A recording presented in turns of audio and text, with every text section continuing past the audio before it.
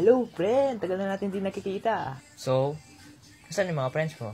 Mga friends ko, kakauwi lang nila kasi nag-party kasi kami kanina eh. Kaya kakauwi lang nila. Teka lang. Anong ulit yung pangalan ng mga kaibigan mo? Nakalimutan ko na kasi yung mga pangalan nila eh. Si Leowan, Jimel, tsaka si Justin. Nag-party kayo ng mga kaibigan mo na nang bully sa akin kagahapon at pinahiya nila ako sa klase? Seryoso ka? Oo, malay ko na ikaw pala yung batang binuli ng mga kaibigan ko gahapon. Malay ko, walang alam dun eh. Ah, ganun ba? Okay lang yun. Sige, okay lang yun. If you don't mind, uwi na ako kasi may gagawin pa kasi ako sa bahay. Pinapautos pa sa akin ni mama ko. Sige, uwi na ako, bye. Pre, huwag ka muna alis, diba?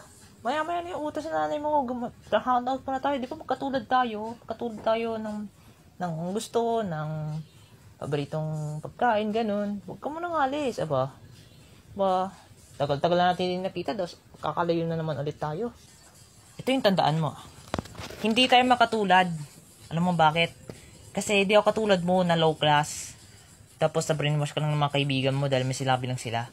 Sige, una na ako. At wag ko na akong lapitan ulit.